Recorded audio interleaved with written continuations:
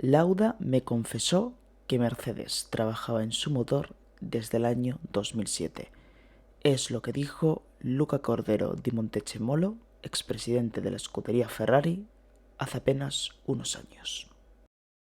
Bueno, en realidad yo eso no lo sé. Sé que en su momento Niki Lauda aparentemente le dijo a alguien que efectivamente Mercedes había tenido algún tipo de ventaja a la hora de conocer con cierta antelación el diseño o la arquitectura en que iba a estar basada el motor de la era híbrida, el 6 cilindros con dos sistemas de recuperación de energía, el MGU-K y el MGU-H. ¿Esto le da per se una ventaja a Mercedes? Si se la das a un inútil, pues no le sacará ventaja. Y si se la das a gente inteligente, como creo que fue la gente de Mercedes, pues sí se la da. Eso no lo sabemos, sino que forma un poco parte de lo que algunos han comentado. Bernie Ecclestone también en su momento hizo algún comentario.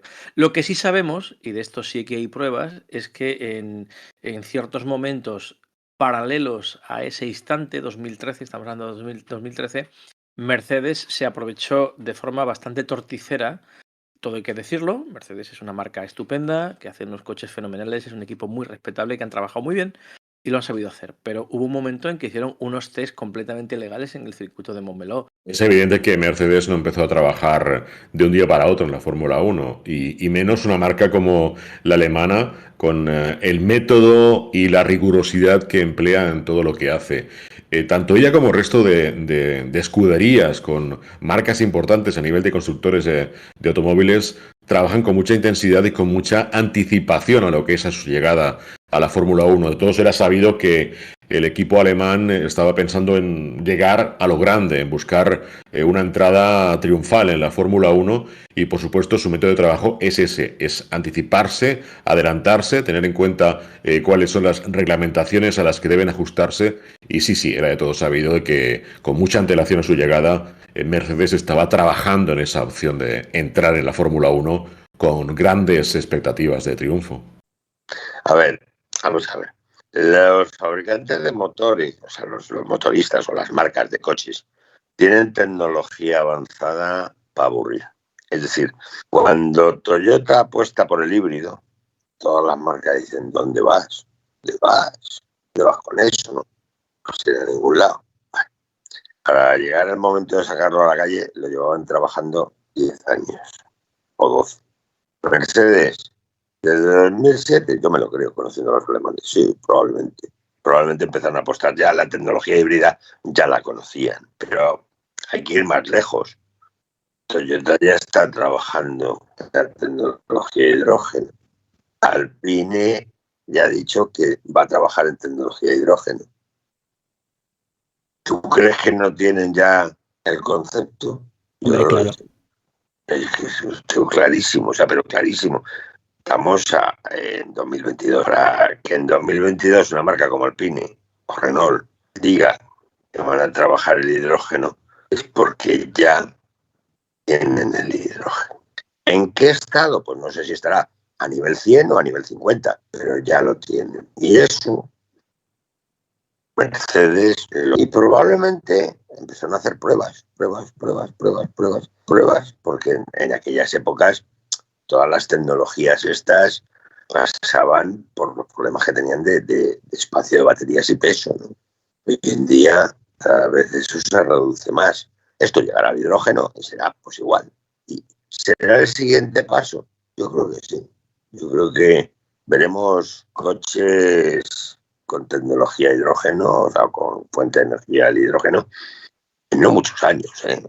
Yo no le doy más de 7 años a esto para que llegue. Bueno, yo no sé si lo que dijo Montecemolo es cierto. En aquellos años, 2007, Mercedes sí estaba trabajando en el KERS, que salía más tarde en la Fórmula 1. Y sí es cierto que al menos 3 años con anticipación de los motores híbridos, porque lo contó Ross Brown, sí Mercedes había estado trabajando. Conocía bien hacia dónde iban los tiros del reglamento y preparó con tiempo, con varias líneas de investigación técnica, el tema de los híbridos y por eso salió mejor preparado que los demás. En el año 2014, Hace 8 años, la Fórmula 1 cambió para siempre. Dejábamos atrás el rugido de los motores y los cambiábamos por unos motores eléctricos. Empezaba la era híbrida. Con ella también dejábamos atrás el dominio de 4 años del equipo Red Bull. Pero empezaba uno muchísimo peor. El de una escudería que hasta entonces no sabía lo que significaba competir, ganar y dominar. Hoy, 8 años más tarde, este equipo ha aprendido de sobra lo que significan estos tres conceptos. Repasaremos estos 8 años que han hecho que escuderías y motoristas abandonen la Fórmula 1, pero también que esta escudería, que no era conocida en el deporte, alcance la gloria más alta de la Fórmula 1. Muy buenas, mi nombre es Kimi F1 y esto es Mercedes, la era de plata. Un documental en el que repasaremos la historia de esta escudería, cómo ha sido su dominio en la Fórmula 1, cómo ha afectado al deporte, de la mano de algunos de los periodistas más prestigiosos de este país. Comenzamos.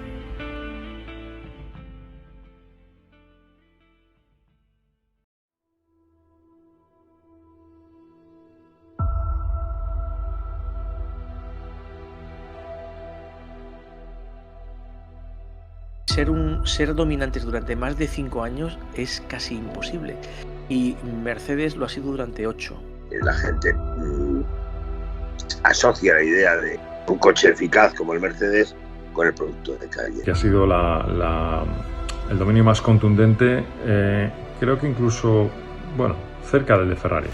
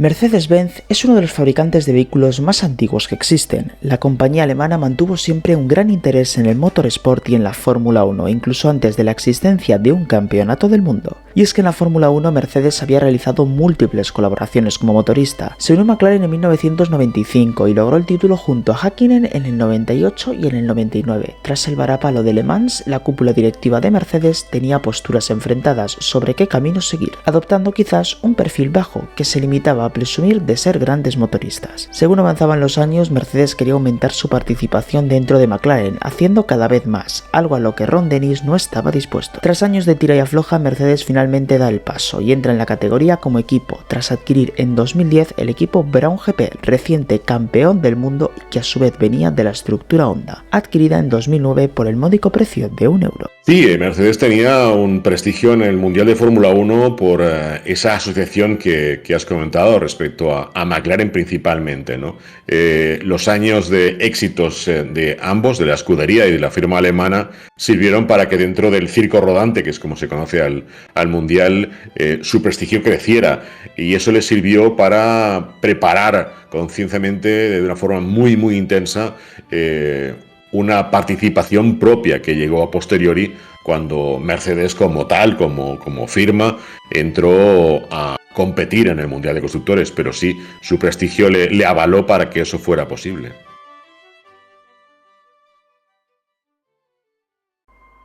Brown GP fue la sorpresa de la temporada 2009. El equipo británico, que llegaba tras hacerse con las cenizas de un equipo de final de la parrilla y con una gran cantidad de deudas como era Honda Racing, consiguió sorprender a todos y alzarse con el campeonato del mundo de constructores y de pilotos de la mano de Jenson Button y Rubens Barrichello. El equipo británico consiguió aprovechar una brecha en el reglamento e inventar un sistema de doble difusor que les dio una ventaja enorme con respecto al resto de rivales, hasta el momento en el que fue prohibido y perdieron gran parte de su dominio. Sin embargo, la superioridad mostrada durante la primera mitad de la temporada de 2009 hizo que el campeonato prácticamente fuera para Brown y para Jenson Button, algo que finalmente fue así. Un proyecto exitoso, liderado por Ross Brown y que heredó una gran cantidad de deudas por parte de Honda Racing tras hacerse con el equipo el ingeniero por la simbólica cantidad de $1. Sin embargo, tras la temporada 2009, el equipo Brown GP fue vendido a Mercedes-Benz, quienes debido a sus constantes tira y afloja con Ron Dennis buscaban más participación en la categoría reina del automovilismo y qué mayor protagonismo que montando tu propia escudería. El 24 de diciembre del año 2009 la compañía adquiría Brown GP por un precio de $155 millones, un precio mucho más elevado del que se pagó por Honda. El año de debut de la escudería germana fue 2010 y lo hicieron de la mano de un joven y talentoso Nico Rosberg y de una de las mayores leyendas del automovilismo, Michael Schumacher, quien volvía de su retiro tras años de inmersos rumores. La pregunta es, ¿lograrían cumplir esas expectativas que se habían creado en torno a ellos? Esa era la idea de Mercedes, llegar y ser competitivos lo antes posible. Por eso como se hizo de esa forma, es decir, compaginar la experiencia de un supercampeón como Michael Schumacher junto a la efervescencia de Nico Rosberg, ¿no? Buscar un poco compensar, por un lado, experiencia con juventud, con una trayectoria de Mercedes ya en el Mundial de Fórmula 1, no solo en la época de McLaren, sino en los años 50. Mercedes era una de las referentes en el Mundial de Fórmula 1 y sí, su idea era llegar y lo antes posible estar delante, algo que va a pasar ahora próximamente cuando en el 26 entre otra marca alemana va a llegar con todas las ganas de ser campeona del mundo lo antes posible. Pues esas ganas, esa ilusión ya la tenían en ese instante los responsables de Mercedes con su entrada al 100% en el Mundial, con Michael Schumacher y con Rosberg como pilotos principales. Bueno, vamos a ver, cuando Mercedes con toda la energía, con toda la potencia, con todo la capacidad, con todo el presupuesto que tienen detrás, se meten en una cosa de estas, no es para hacer el porras. Tampoco se metió para hacer el porras la gente de Toyota, pero entiendo que Toyota enseñó muchas lecciones a mucha gente. En el caso de Mercedes, yo creo que su temor era que les ocurriese algo parecido y entonces hicieron la guerra técnica, tecnológica, política, hicieron la guerra en muchos planos y las hicieron muy bien porque les salió todo perfecto, que ellos esperaban que les saliese esto, yo no lo sé, y además hacer planes a tan largo plazo la Fórmula 1 es muy complicado porque llegan nuevos actores, porque llevan nuevos pilotos, porque llegan nuevas regulaciones, en un momento dado pueden cambiar muchas cosas, hacer planes a más de 4 o 5 años es muy complicado. También te digo otra cosa, y es que cuando tú coges, esto es una ley que escribí hace años y que mucha gente, hostia, pues es verdad, pero esto la ley no la escribo yo la he visto cuando llegó Ferrari. Tardó con Ferrari, la Ferrari de Schumacher tardaron 5 años en ganar. Cuando llegó Red Bull tardaron 5 años en ganar. Cuando llegó Mercedes tardaron 5 años en ganar. Quiero decirte que cuando tú coges un equipo en la mitad de la tabla, cuando le metes presupuesto de equipo ganador, cuando le pones pilotos ganadores, fundamental, pilotos ganadores, que fue lo que no tuvo nunca Toyota, y empiezas a hacer las cosas bien, tardas entre 4 o 5 años en poder estar arriba del todo o luchar por mundiales. Por ganar carreras es relativamente fácil, te puede ocurrir si estás en mitad de la tabla. Si quieres dominar, necesitas ese periodo de 5 años. Hay una serie, la receta es bien conocida y la podemos explicar, es largo ahora, es un poco tostón, pero básicamente necesitas mucha pasta, ingenieros importantes a nivel de diseño, no hay muchos, hay 3 o 4. Después necesitas unas inversiones en tecnología, en software, en hardware, y montar una plantilla exactamente igual que la que tiene un equipo ganador.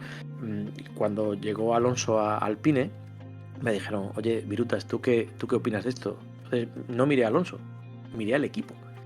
y dije, no va a cambiar en gran medida. El año anterior de la llegada de Alonso estaban quintos, el primer año de Alonso terminaron quintos y este año, 2022, están acabando quintos.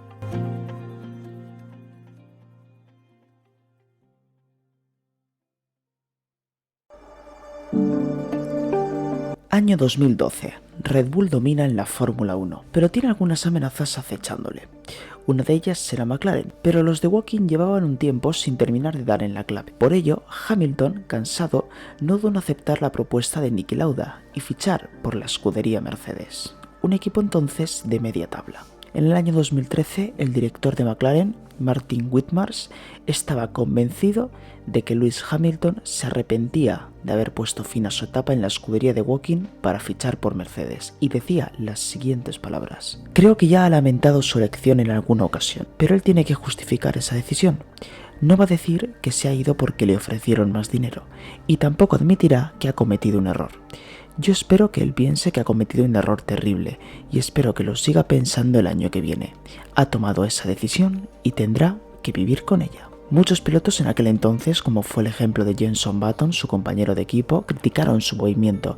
Recordemos que Hamilton pasaba del segundo coche de la parrilla al quinto, pero los problemas del McLaren, la necesidad de un cambio de aires y las promesas de Mercedes de cara a la era híbrida fueron los que le hicieron tomar definitivamente esta decisión.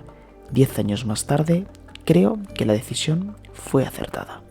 Pues creo que ahí nos equivocamos un montón. Ahí he de entonar también el mea culpa, porque fui uno de los que en su momento... Bueno, vamos a ver, fuimos muchos los que nos equivocamos al juzgar aquello. Vamos a ver, cuando tú tienes un coche que está cuarto, quinto, puede que incluso sexto, que el propio Michael Schumacher era incapaz de hacerlo llegar al podio, que clasificaba mal, que el Mercedes de los primeros años, de los años previos a la era híbrida, era un coche realmente... Bueno, vamos a dejarlo en que era un coche que no era un coche ganador y que distaba mucho de serlo.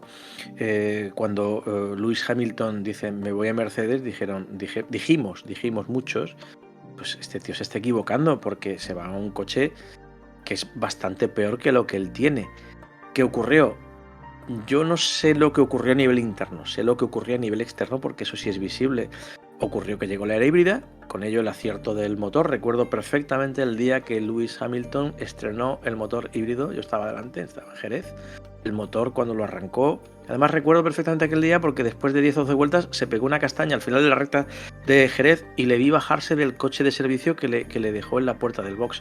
Fue un día muy, muy especial, era el estreno de la era híbrida y me acuerdo que estaba allí Aldo Costa. Y recuerdo perfectamente, como si fuera ahora mismo, las palmadas en la espalda que le daban los mecánicos a Aldo Costa porque era el responsable último de aquel coche. En aquellos momentos se consideró una locura porque McLaren era un equipo más consolidado y Mercedes era un equipo bastante flojo. Y no se sabía que iba a conseguir lo que consiguió después.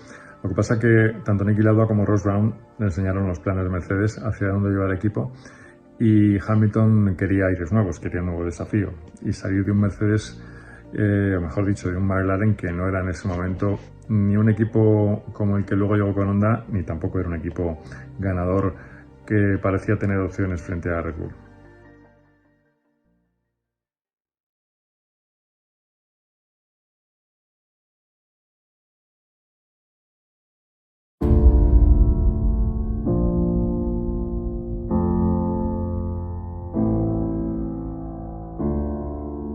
Llega el año 2014, la normativa cambia, llegan los motores híbridos. Atrás quedan esos años de gloria de la escudería Red Bull. Hay un nuevo rival, pero no es un rival cualquiera. Se trata de un dominador, de un coche muy superior al resto, que asusta. Se trata del Mercedes W05.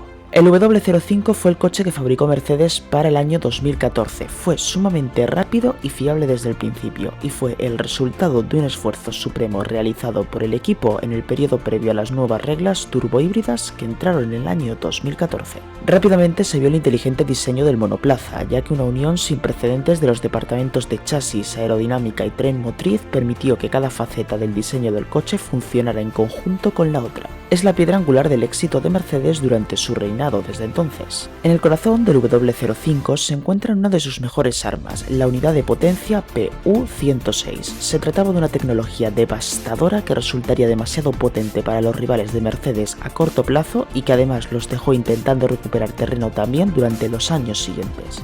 Para que os hagáis una idea del dominio de este coche, Mercedes consiguió 16 victorias en una temporada de 19 carreras en las que ambos pilotos llevaron el coche a ellos mismos y al equipo al límite.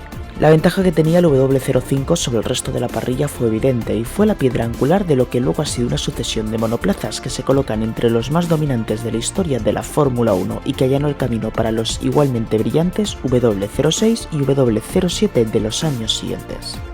La primera acogida es totalmente negativa, evidentemente. No esperan que Mercedes, después de esa racha no positiva en el Mundial, el resto de equipos acepten que llegan a ese punto de cambio, a ese punto de inflexión en el Mundial. Pero se llegó a un punto de inflexión en ese instante porque no solo fue cuestión de trabajo, fue cuestión de inversión. Mercedes llegó a un acuerdo interno por parte de los responsables de la marca y los responsables del departamento de competición de la misma a nivel de Fórmula 1, en el que se decidió invertir mucho más dinero internamente. En aquella época, evidentemente, el tema de los límites presupuestarios no estaba encima de la mesa.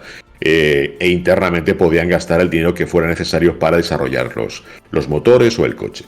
Y decidieron que era el momento en que Mercedes debía dar un paso adelante, que la Fórmula 1 es un escaparate muy importante para vender vehículos después a sus usuarios.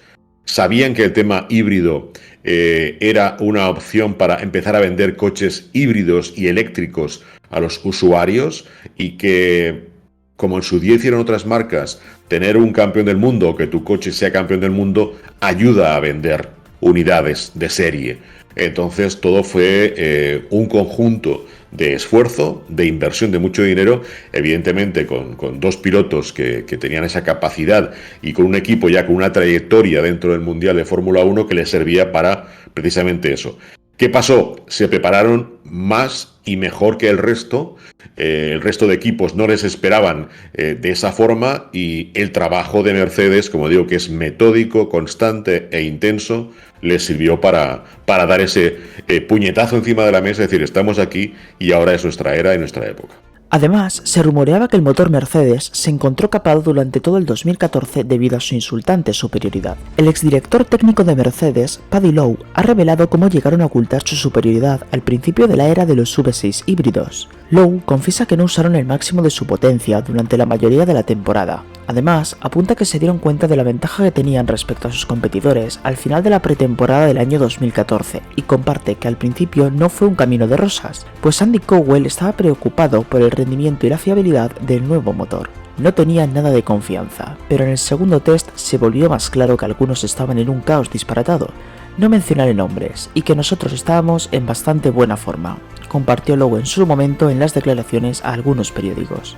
Luego aparecimos con otra actualización en los test de Bahrein, que era literalmente un extra que de repente fueron otras 7 u 8 décimas de segundo en caballos de potencia. Fue un día enorme y supimos desde ese momento que estábamos en un lugar bastante especial, terminó Lowe. Mercedes se hizo con la pole en todas las citas salvo con la del Gran Premio de Austria, que fue para Felipe Massa. La consiguieron pese a que decidieron rodar con menor potencia de la disponible. La razón, tenían miedo a que cambiaran las reglas si descubrían su dominio. Mercedes decidió reducir su ventaja en clasificación bajando la potencia en los coches de Lewis Hamilton y Nico Rosberg durante las 3 fases de la clasificación. En clasificación nunca aumentaríamos la potencia del motor para Q1 y Q2, rodábamos con él en una especie de modo ralenti, confesó Lowe en palabras para la web oficial de la Fórmula 1. Estas declaraciones evidentemente fueron descartadas por Toto Wolff. Estas declaraciones fueron desmentidas evidentemente por Toto Wolff, ya que aunque sean ciertas nunca va a reconocer estos hechos. Bueno, yo de esto no sé nada. Creo que una revista alemana, Amus, hizo una especie de experimento sonoro. Tenían un sonómetro que medía los pistonazos del motor. Sabes que hay un software que es capaz de contar conforme escucha el ruido de un motor pasando, cuenta los pistonazos y por lo tanto sabe más o menos a cuántas revoluciones va. Incluso hay un software que te da una especie de simulación de la telemetría si tú pones la cámara on board, tú juntas los datos que hay de información en abierto, los tiempos por vuelta, los pasos por los sectores, y todo eso lo sumas y puedes obtener, aunque no estés en el equipo Mercedes, si tú estás en Alpine o estás en McLaren, puedes obtener una telemetría aproximada que te da una idea bastante cercana de qué es lo que puede estar ocurriendo exactamente en ese coche. Y uno de los elementos de juicio, esto no es nuevo, esto es ya antiguo, esto es de los años 90, principios de siglo quizá, yo los he visto, hay una especie de... ¿Cómo te diría? Es como la parábola de un plato de un satélite. Generalmente suelen ser transparentes, como de unos 30-40 centímetros de diámetro, y en medio tienen como un pirulí, es como un bolígrafo en medio. Ese bolígrafo en realidad que es un micrófono. Tú con ese micrófono apuntas al coche, cuando el coche acelera, eso te lo llevas con un cable hasta un ordenador portátil, y en el portátil tienes un software que te dice a cuántas revoluciones va ese coche, contando los pistonazos, pum, pum, pum, pum, pum, pum. El ruido del coche es una seriación de pistonazos. Entonces, cuando tú unes todo ese tipo de información, que es información abierta, puedes conseguir que telemetría puede tener más o menos ese coche o algunos datos de forma simulada. Entonces, efectivamente, esta revista alemana pues se dio cuenta de que en recta podían ir más altos de vueltas de lo que iban. Había otros sectores donde el motor subía más, donde más sube de vueltas siempre un motor es en la recta, donde da su mayor potencia. Bueno, pues parece ser que efectivamente el motor Mercedes, instalado al menos en los Mercedes, en las rectas no le daban aquello a toda meter, porque así parecía como que la ventaja se quedaba un poco diluida.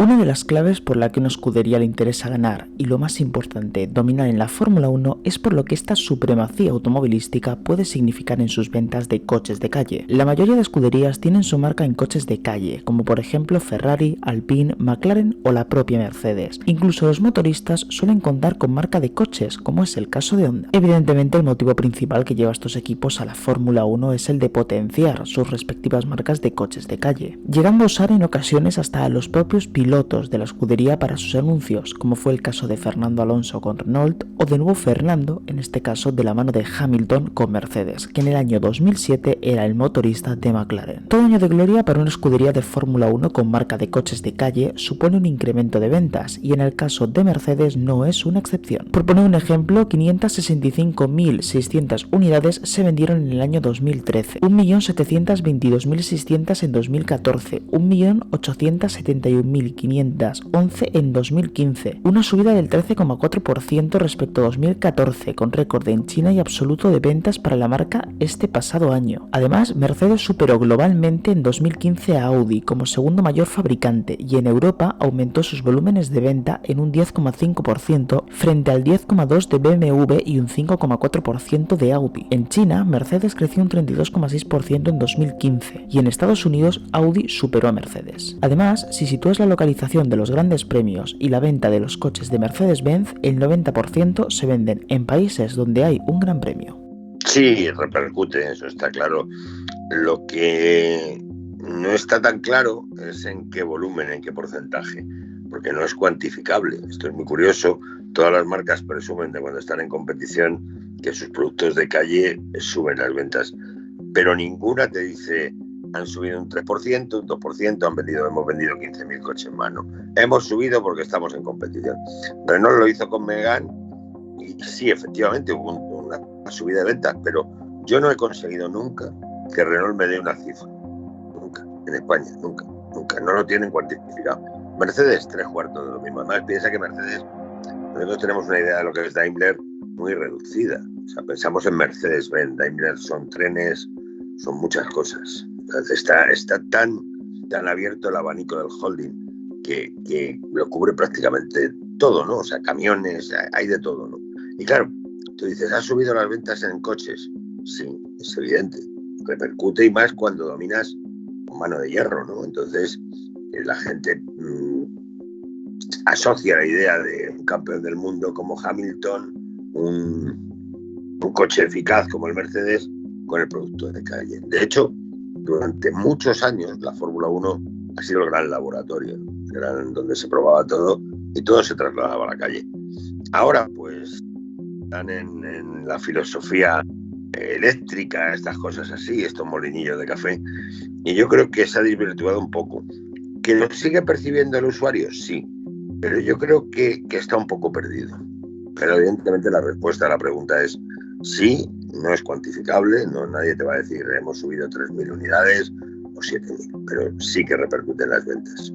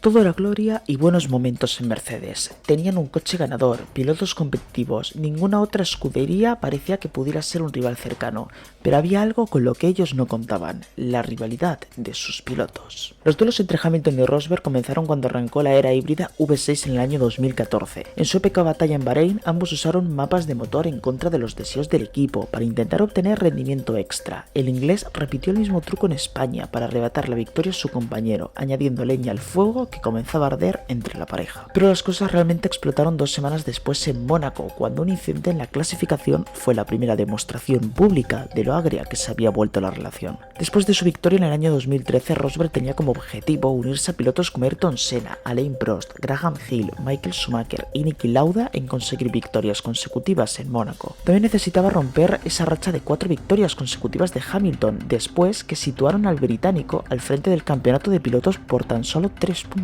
Al salir de la curva del casino hacia Mirabeu, Rosberg trató de evitar un bache en el asfalto. Cuando trataba de frenar para tomar la curva, comenzó a mover en su volante primero a la derecha, luego corrigiendo a la izquierda, luego a la derecha y a la izquierda nuevamente. Bloqueó su rueda delantera derecha y no pudo entrar, optando por irse recto hacia la escapatoria. En total hizo 9 intentos de cambiar la dirección, todos inútilmente. Mostraron banderas amarillas y obligaron a todos los coches a reducir la velocidad, incluso a Hamilton, que venía en vuelta. Rosberg retiró su coche de la vía de acceso antes de volver al parque cerrado para celebrar la pole. Traté de empujar un poco más y simplemente pasé el límite, explicó Rosberg. Por supuesto que siento lo que le pasó a Lewis, no sabía exactamente dónde estaba hasta que me estaba marchando, y debí venir. No es genial, pero así son las cosas. Hamilton se negó a responder preguntas sobre si la acción de Rosberg había sido deliberada y simplemente dijo debería haber sabido que esto iba a suceder. 3 horas después de iniciar la investigación, los comisarios absolvieron a Rosberg de cualquier castigo y dijeron que no podían encontrar evidencias de ninguna infracción relacionada con el incidente en la curva 5 después de mirar tanto el vídeo como la telemetría.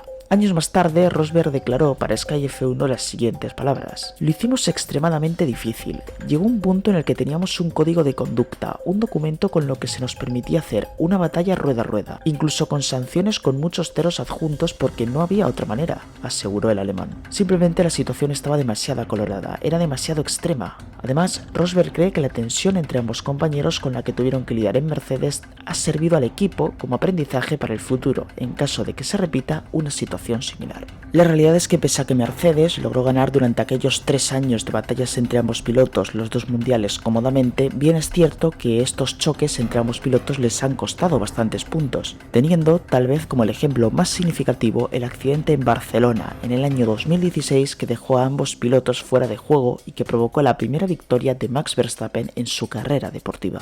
Como dices, Hamilton y Rosberg eran amigos de la época en que la competición de la GP2 tenía a ellos como principales rivales en pista, ¿no? La llegada de ambos o la coincidencia de ambos en Mercedes, como se gestionó, yo creo que se gestionó de la mejor forma posible. Rosberg era un piloto que debía ser más de lo que finalmente fue. Y Hamilton estaba demostrando que era un piloto con una proyección brutal. A nivel de trabajo, a nivel de intensidad, los dos tenían muy similares reacciones con los mecánicos, con los ingenieros, pero Hamilton siempre tenía ese plus, ese hammer time que le faltaba a Nico Rosberg en pista. Por eso, ¿gestionando de la mejor forma posible? Sí. ¿Tuvieron claro desde el momento en que Hamilton tenía ese plus adicional que le faltaba a Rosberg para competir? También. ¿Que les dieron oportunidades a los dos? Por supuesto. Pero claro, llega un momento en que tienes que decidir si tiras por la borda todo el trabajo por darle opciones a alguien que no te va a dar resultados, o apostar por los dos pero dejar que alguien que tenga opciones como Hamilton se erija en líder del equipo. Y es lo que pasó. Poco a poco Hamilton tomó esa importancia, tomó esa prestancia dentro de la escudería Mercedes por sus reacciones y por sus grandes actuaciones en pista, claro. Creo que Hamilton fue más consistente a lo largo de la temporada, y es verdad que en el Gran Premio de Estados Unidos ahí ya fue un punto y aparte, ganó Hamilton el Mundial, y luego Rosberg ganó confianza, ya no tenía tanta presión. Creo que la presión en el equipo Mercedes siempre ha sido muy constante. 2014 fue una temporada en la que estuvieron muy arriba los dos, muy picados, siempre estaban intercalándose las victorias, y en 2015 hubo ese cambio, ¿no? Rosberg se vio ya potencial ganador y tenía más... Inicialmente tenía más confianza, pero finalmente no lo consiguió, tuvo algunos errores también, y al final Hamilton pues se llevó la temporada, y Rosberg apuntaló, después de esa victoria última de Hamilton, ese ascenso para en 2016 ganar el campeonato. Simplemente creo que Hamilton es mejor piloto que Nico Rosberg, y así lo demostró aquel año. En una temporada en la que Mercedes fue tan dominador, el título se decidía por detalles, porque era una batalla entre dos con el mismo coche, pues los detalles iban a decidir aquello, y en este caso pues se lo lleva Hamilton porque cometió menos errores y porque, bueno, si no me equivoco, en la carrera de Austin, que es la que decide el campeonato, pues Hamilton hace una carrera inmaculada, Rosberg no, y por eso, bueno, sale campeón del mundo. Luego al año siguiente fue otra historia, pero en 2015, ya digo, ante la igualdad que había entre ellos, todo se decidía por detalles mínimos, y ahí es donde se ve quién es mejor que otro, cuando tienes todo prácticamente en igualdad de condiciones y se impone el talento que tiene más un piloto que otro. En este caso, para mí tiene más talento Hamilton que Nico Rosberg, y creo que la mayoría de los aficionados a la Fórmula 1 coincidimos en eso, ¿no? Pero en el año 2016 algo cambió en Mercedes, pero sobre todo en Nico Rosberg. En su 10º año en la máxima categoría del automovilismo, y después de 2 segundos puestos en el año 2014 y 2015, Rosberg fue capaz de plantarle cara a su compañero Hamilton y consiguió hacerse con un título por el que prácticamente nadie habría apostado antes de arrancar dicha temporada. Ni tan siquiera dentro del mismo equipo Mercedes parecía partir con el mismo apoyo que su entonces compañero y rival. En el arranque de 2016, Nico Rosberg se mostró intratable, con 4 victorias en 4 carreras, antes de llegar al famoso abandono doble de Mercedes en el Gran Premio de España tras una colisión directa entre sus dos pilotos. A partir de ahí Hamilton despertó y empezó a plantar cara, consiguiendo nada más y nada menos que 6 victorias en los 7 eventos siguientes, entrando en el último tramo de la temporada con el mundial al rojo vivo tras un abandono caótico de Lewis Hamilton en el Gran Premio de Malasia a raíz de una rotura en su unidad de potencia. El piloto británico sabía que tenía que ganar todas las carreras para proclamarse campeón del mundo, pero pese a que sí consiguió ganar las últimas 4 citas, no consiguió evitar que su compañero de equipo terminase segundo en las 4 carreras y se coronase como campeón del mundo. Finalmente, Nico Rosberg cruzó la bandera a cuadros del Gran Premio de Abu Dhabi con un total de 385 puntos, 5 más que un Lewis Hamilton con el que había tenido sus más y sus menos durante toda la temporada. Incluso Hamilton insinuó que el equipo había ayudado a Rosberg en algún momento de la temporada 2016. Con el ambiente tan cargado dentro del equipo y sabiendo que seguirían reinando en 2017, desde Mercedes eran conscientes de que debían tomar una decisión sobre su alineación de pilotos. Pero ante la sorpresa de todos, Nico Rosberg se adelantó y anunció su retirada, ya que había conseguido su sueño, la razón por la que llegó a la Fórmula 1, ser campeón del mundo. Bueno, año 2016, como decíamos, se viene de aquel título de Hamilton, el tercer título de Hamilton en 2015. Bueno, 2016 cambia completamente la película porque se lo acaba llevando Nico Rosberg, pero bueno, sí, es una temporada bastante convulsa. Recuerdo sobre todo aquella primera vuelta de Barcelona que se tocan entre ellos, entre Rosberg y Hamilton, y aquel Unacceptable Race de Toto Wolff muy enfadado después de todo aquello. Bueno, no sé si la intención de Mercedes era beneficiar en algún momento a Rosberg, por eso es el piloto alemán, o no tengo ni idea. La verdad que no tengo información de eso, ni siquiera tengo sospechas ni nada por el estilo. Entonces, bueno, no sé internamente qué decidiría Mercedes, que le interesaría más, pero bueno, no creo que Mercedes cometiera la torpeza de ir manifiestamente o claramente contra Hamilton, que ya era un tricampeón del mundo, y no creo que lo hiciera, ya digo, de forma tan descarada, una campaña o una corriente a favor de Nico Rosberg. No lo creo, sinceramente. Creo que Rosberg fue campeón porque tuvo más regularidad que Hamilton. Hamilton aquel año yo creo que no estuvo, sobre todo en el Ecuador de la temporada, no estuvo bien, no estuvo a su nivel, y bueno, Rosberg aprovechó aquello, ganó sus carreras y al final pues le sirvió para ser campeón del mundo en Abu Dhabi. Era algo que Nico estaba meditando hacía tiempo. Le faltaba eso, conseguir un título mundial y dejarlo. Si te has dado cuenta, Nico no es una persona que sea muy habitual en las redes sociales, que sea habitual en las fiestas, como lo es Lewis. Tiene una vida mucho más interna, más familiar, más de círculo de amigos. Y eso lo ha llevado siempre así, con una vinculación muy directa con su padre, con su madre, con su familia.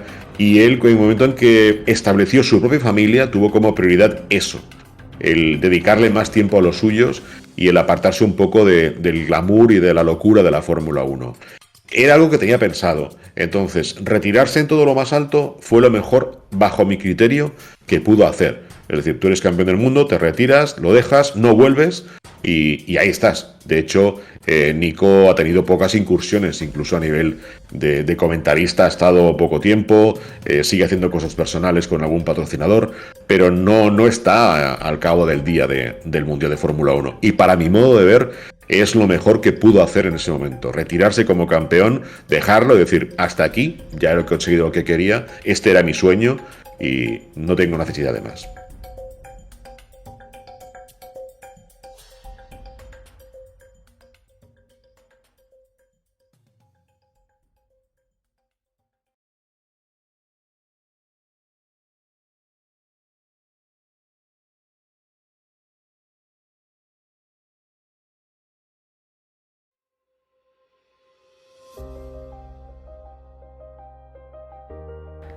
Tras el retiro de Rosberg, muchos fueron los candidatos al asiento de las flechas plateadas, claramente el asiento más codiciado de la parrilla. Sin embargo, pese a todos los nombres que sonaron, finalmente el asiento se lo llevó un piloto de la casa, un por aquel entonces joven Valtteri Bottas. Valtteri Bottas venía de ser piloto de la escudería Williams desde el año 2014. El pasado año, es decir, en 2016, consiguió subir al podio en una ocasión y terminó octavo en la clasificación general. A partir de 2017 sería el compañero de Lewis Hamilton de cara al Mundial de Fórmula 1 2017, pero eso sí, no tendría las mismas habilidades de Rosberg y su papel sería más de un escudero. Te voy a decir más, es decir, dentro de esos nombres ya con anterioridad estaba encima de la mesa el nombre de Carlos Sainz. Carlos Sainz, antes de llegar a Toro Rosso, al entorno de Red Bull, los responsables del programa deportivo de jóvenes pilotos de Mercedes ponen encima de la mesa de los responsables de la Fórmula 1 un dossier donde aconsejan el fichaje de Carlos Sainz para la escudería junior o para el programa deportivo junior del equipo alemán. Y cuando se va Rosberg, Sainz vuelve a estar encima de la mesa. Es ese momento en que vuelven a hablar con él, vuelven a decirle que si le apetece estar en Mercedes junto a Lewis Hamilton, pero al final no toma esa decisión, no lo acepta. ¿Por qué? Es otro día, si quieres, lo hablamos con detenimiento. Pero sí que es cierto que la opción de Valtteri Bottas, que estaba dentro de la órbita de pilotos de contacto directo con Toto Wolff y con la gente de Mercedes, fue la mejor elección posible. ¿Por qué? Porque ya no solo porque Hamilton pudiera decidir o no al respecto, que podría ser, yo personalmente no tengo noticias de ello, pero sí que encajaba perfectamente con alguien que pudiera realizar las funciones de escudero. Y es como fue. Bottas fue un fiel escudero de Lewis Hamilton durante su presencia en el equipo Mercedes. Era el complemento ideal para asegurarse puntos, para asegurarse posiciones y para que no hubiera conflicto de intereses entre los dos pilotos. Todos los equipos quieren tener los mejores, pero saben que si tienes dos gallos muy importantes en el gallinero, vas a tener problemas. Siempre hay que intentar controlarlos y no es fácil. Y después de la marcha de Rosberg, encima de la mesa, como digo, había más nombres, pero no todos ellos eran posibles. Y Bottas fue la elección final que tomaron. Yo creo que la inesperada marcha de Rosberg precipitó al equipo Mercedes, y en este caso eligieron a Bottas porque era uno de los grandes pilotos y talentos que tenía contrato año a año, es decir, no era un piloto que tenían que fichar para 2-3 años, sino que podían ficharlo un año, probarlo y si les gustaba seguir, que fue el caso, ¿no? Y al final, bueno, Rosberg se retiró inesperadamente, Bottas le sustituyó y la verdad es que no fue mal. Los inicios fueron complicados para Bottas, pero luego poco a poco fue cogiendo confianza, aunque siempre él estuvo muy presionado porque sabía que Hamilton estaba a otro nivel. 2017 fue un año de cambios. Acababa una era, la de las épicas batallas Hamilton-Rosberg, y sobre todo la de un cambio de normativa. Un cambio que traía como intención el acabar con el dominio de Mercedes, pero que no lo logró. Las nuevas normas buscaban un monoplaza mucho más rápido, con el mismo motor. Se aumenta el downforce, el apoyo aerodinámico, pero básicamente gracias al efecto suelo, con un difusor mayor al actual y un fondo plano más ancho, los coches podrían medir ahora 2 metros de anchura de carrocería. El ala delantera en teoría pierde algo de importancia, pero resultará como siempre vital para canalizar el aire hacia el difusor y también para las turbulencias generadas por las ruedas delanteras. El alerón trasero será más ancho y bajo y las ruedas crecen de forma sustancial para potenciar el agarre mecánico en las curvas y mejorar a su vez la motricidad. Ellos tenían un proyecto a largo plazo, tenían margen de desarrollo. Las nuevas normativas, cuando las ponen en conocimiento previamente, antes de aplicarlas, ellos tienen todavía mucho tiempo para desarrollarlas y para trabajarlas. Piensa que en la escudería Mercedes trabajaba una media de 600-700 personas única y exclusivamente para el equipo en los distintos ámbitos, no tan solo en lo que es el deportivo en carrera, sino también en los cuarteles generales, en el departamento de motores de Mercedes. Es un equipo amplio, con muchísima gente con gran experiencia y que eran capaces de tener, como digo, ese margen suficiente para aplicar todo lo que fuera necesario y mantener un ritmo como hicieron en 2017.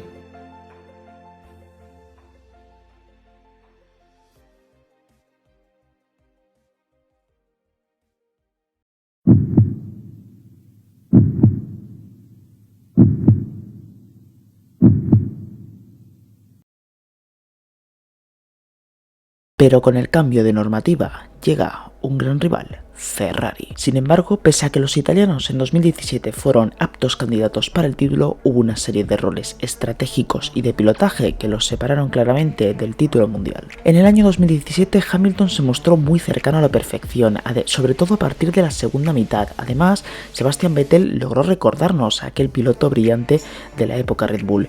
Por desgracia lo acompañó con errores de bulto que terminaron siendo determinantes para sus opciones en el campeonato. La esquizofrenia de Azerbaiyán, junto con el riesgo innecesario aniversario de Singapur propiciaron que el alemán terminara perdiendo un título en el que fue el principal favorito durante la primera mitad de la temporada. Vettel lideró el campeonato durante las 12 primeras carreras, pero paradójicamente el Gran Premio de Italia marcó el inicio del fin para el piloto de Ferrari. Mucho antes de que Sebastian Vettel se desinflara, Valtteri Bottas ya se había puesto a tono para colocar a Mercedes en la mejor posición posible de cara a revalidar el campeonato de constructores. Finalmente, Mercedes finalizó el año alzando los 2 títulos con varias carreras de antelación, dejando a Ferrari con una sensación de frustración que les hace temer haber perdido la mejor oportunidad de derrotar a los alemanes. Bueno, Ferrari estuvo ahí, sobre todo, bueno, es verdad que en 2015, tras la marcha de Alonso llega Vettel, es como que fue un cambio que era quizá lo mejor para todos. Llegó arriba Bene después de aquella revolución en la cúpula de Ferrari que se le dio Domenicali, luego estuvo Mattiacci,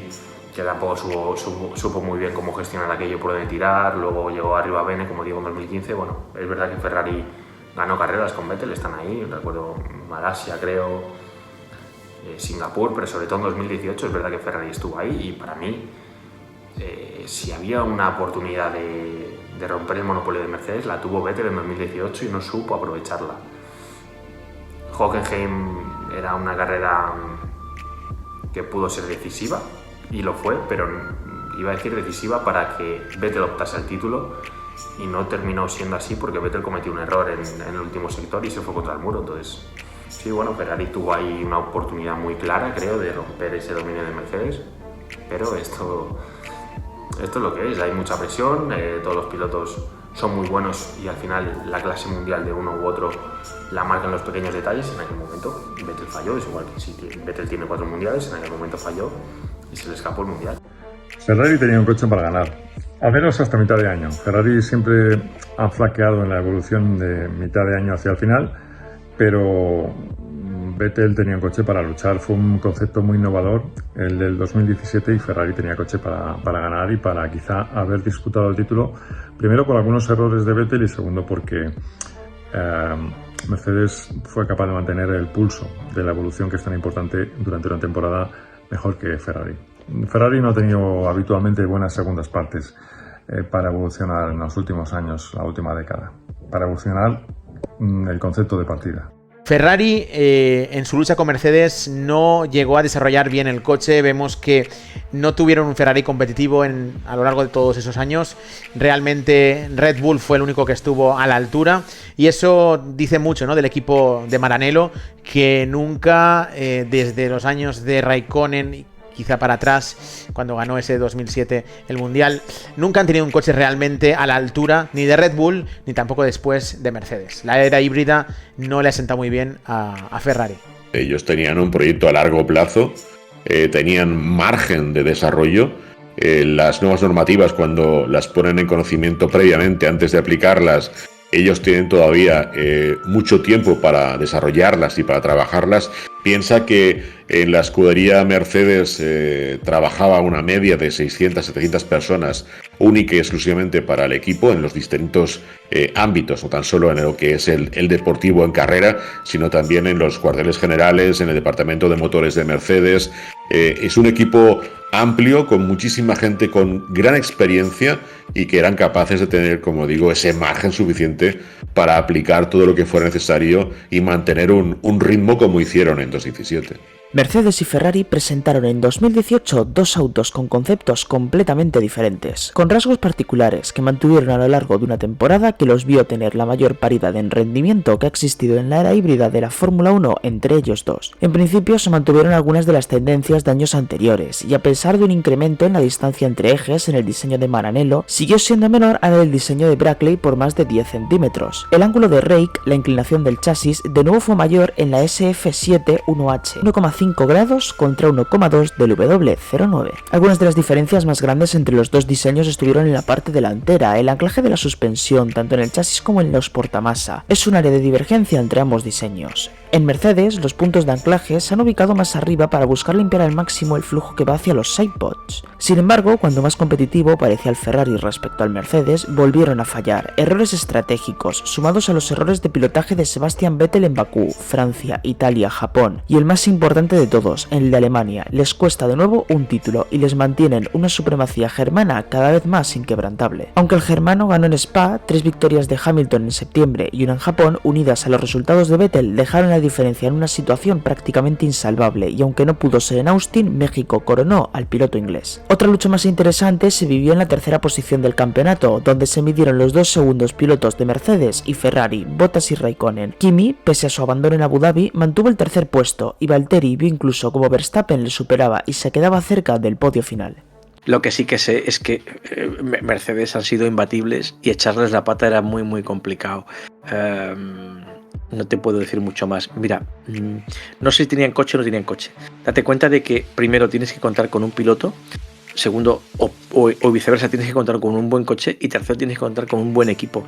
Si el equipo falla en las paradas, fallas en las estrategias, crea un coche que es falible, o sea que se rompe, que es frágil por alguna razón, entiendo que no falla el piloto ni falla el coche porque esté mal hecho, mal diseñado. Lo que está es mal gestionado a la hora de su mecánica. Esos son errores de equipo.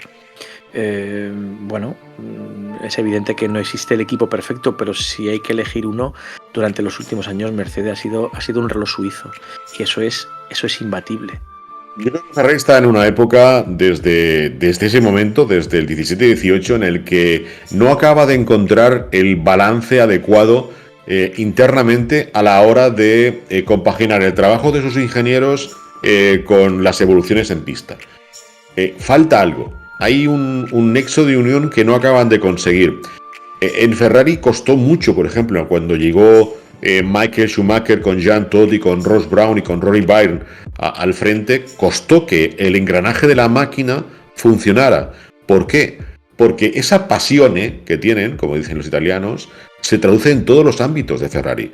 La forma de trabajar de Ferrari es distinta a la forma de trabajar de un equipo inglés o de un equipo con mayoritariamente personas germánicas o alemanas. Es otro concepto. Ferrari, como digo, es una filosofía de vida, es una tradición, es una alegría para ellos estar en Ferrari. Entonces, a pesar de que le ponen pasión, de que le ponen il cuore, como dicen, hay ese punto de diferenciación en cuanto a rigurosidad, porque se está viendo este año, ha sido un ejemplo claro, que les falta ese punto de control, de tensión, que puede marcar a alguien como Toto Wolff o puede marcar a alguien con una característica como Christian Horner. Falta un líder claro al frente del equipo. Ya no hablo de pilotos, sino un líder como un team principal que realmente supiera controlar todo lo que pasa desde la factoría de Maranello hasta el mecánico que está apretando la tuerca del coche en un circuito. Ese es el punto de inflexión que diferencia en negativo a Ferrari respecto a otras escuderías. Para mí sí, para mí en 2018, como he comentado, Vettel lo tiene muy cerca, y solamente un error en Alemania, en Hockenheim, en condiciones mixtas, que le hace salirse en la horquilla del tercer sector, le aleja de conseguir el quinto título y de devolver a Ferrari a lo más alto de un mundial, que recordemos que llevan sin ganarlo desde 2007 con Kimi Raikkonen. Entonces, para mí sí, Mercedes no está al 100% aquel año, ese mundial se lo llevaba Ferrari, en este caso Sebastian Vettel. Parecía que el año 2019 sería otro año de rivalidad entre Ferrari y Mercedes. Sin embargo, Ferrari no supo estar a la altura. Esto, sumado al escándalo por su motor aparentemente ilegal, hicieron que la escudería italiana solo pudiera hacerse con 3 victorias ese año: Bélgica, Italia y Singapur. Ferrari sigue teniendo un problema. Empiezan teniendo un coche potente, lo hemos visto este año 2022, y terminan por no saber, no encauzar bien el desarrollo del coche, perder recursos y no saber enfocar bien la mejora continua. ¿Por qué? Pues puede ser por muchas razones. Yo creo que también va un poco en el potencial de los mismos ingenieros, desarrolladores, técnicos, que al final quizá los de otros equipos como puede ser Mercedes o quizá Red Bull están un punto por delante en visión y sobre todo quizá en tecnología.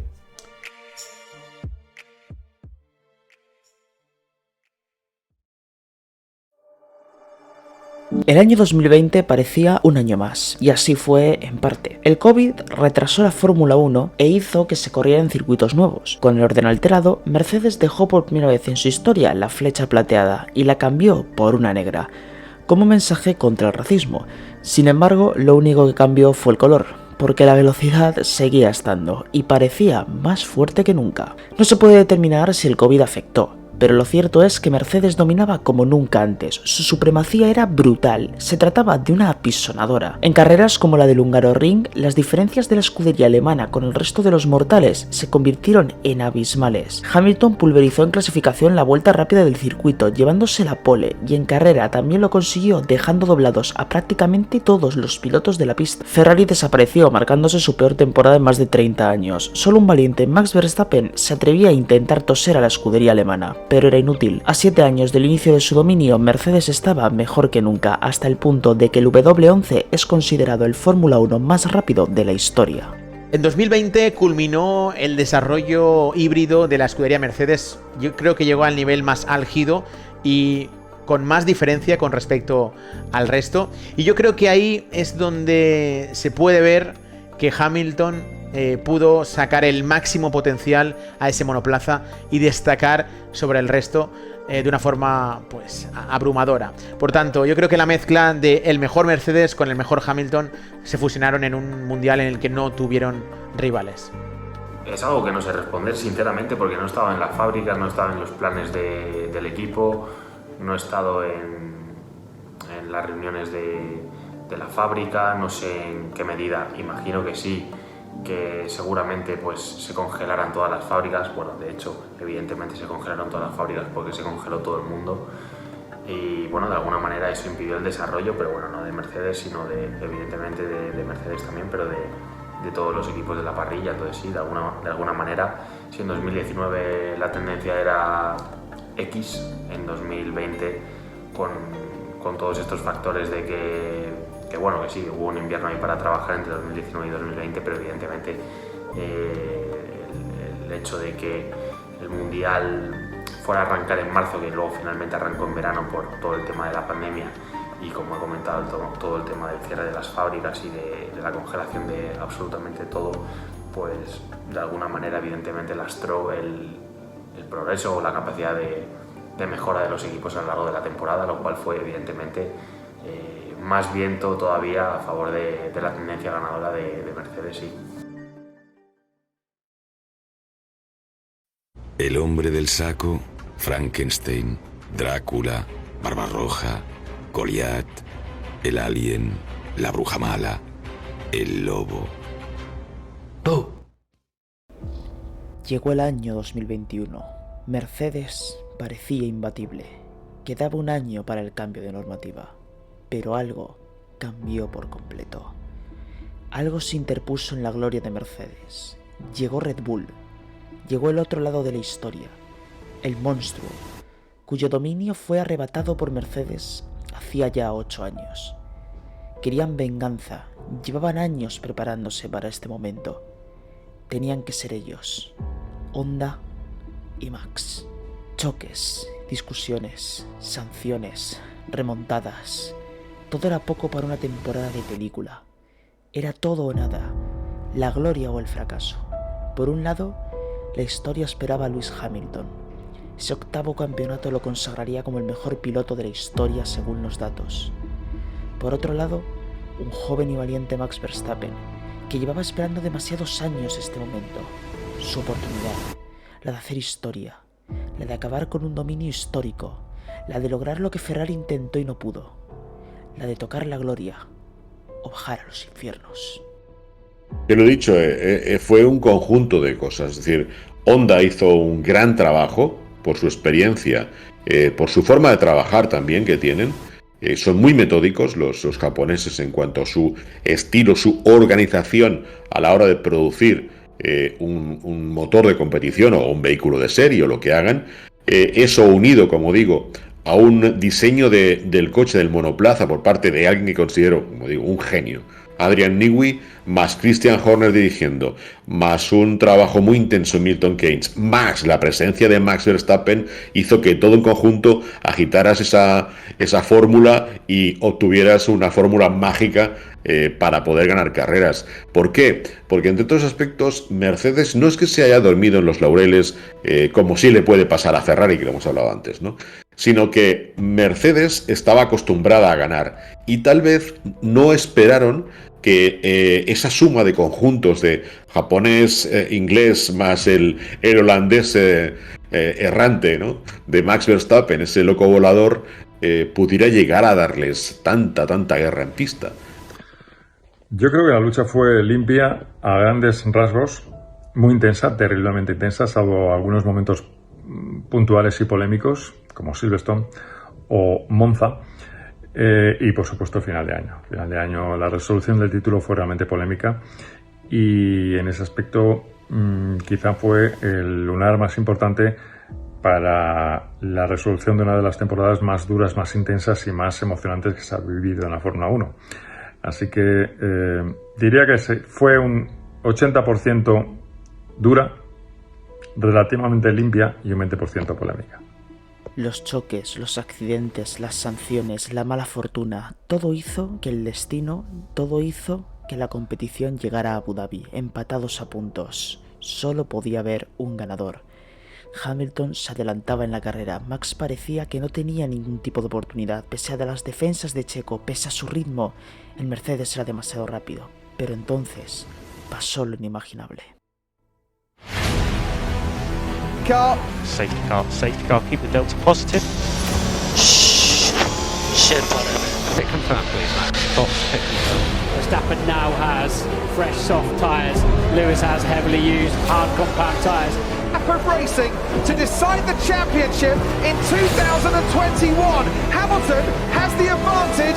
Verstappen has the faster drivers on to the final lap of this race, and Verstappen sets after Hamilton. Is it going to be a first world championship for Verstappen? Is it going to be an 8th world championship for Lewis Hamilton? Where can Verstappen try and get past Hamilton? First overtaking zone is normally down in the turn 5. Is Verstappen far enough back? He's going to make the line.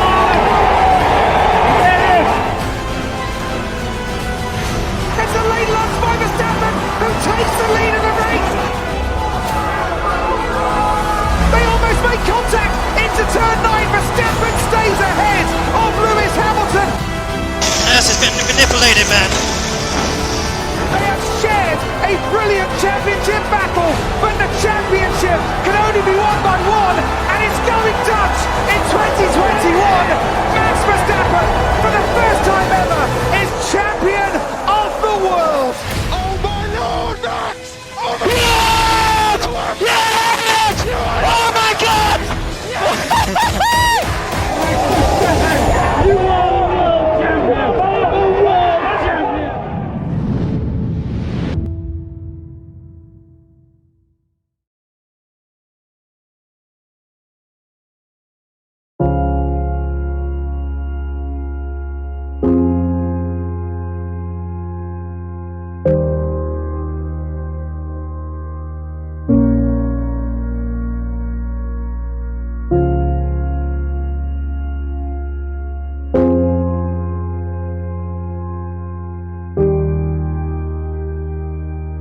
Mercedes ganando a corto plazo, sí.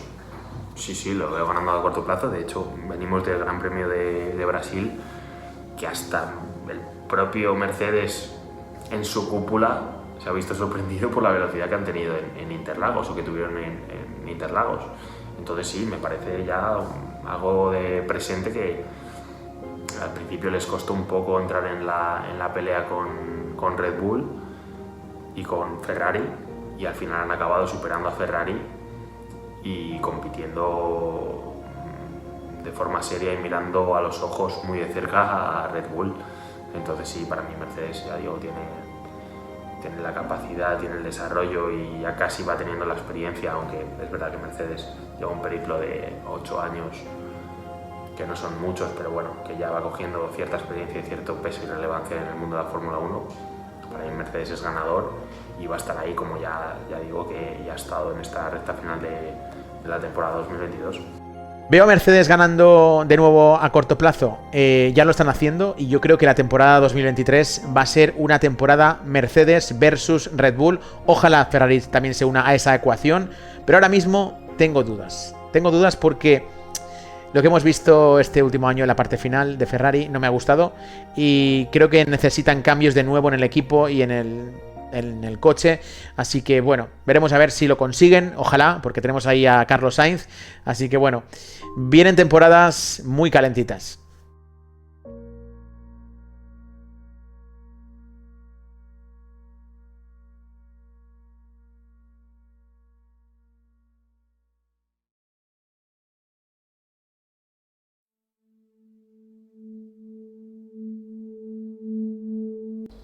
Y esto ha sido el documental Mercedes, la era de plata. Un documental que llevo preparando muchísimo tiempo, que me ha llevado mucho trabajo, tanto en edición como a la hora de entrevistar a diversos periodistas, a la hora de encontrar contenido, imágenes. He tratado de hacerlo de la mejor manera posible, he tratado de hacerlo con el mejor contenido posible. Simplemente darte las gracias si has llegado hasta aquí. Muchas gracias por ver el documental, espero de corazón que te haya gustado. Un agradecimiento especial a todos los periodistas, youtubers y streamers que han decidido apoyar este documental y participar en él, pese a que mi reconocimiento en redes sociales y mi difusión no sea precisamente grande.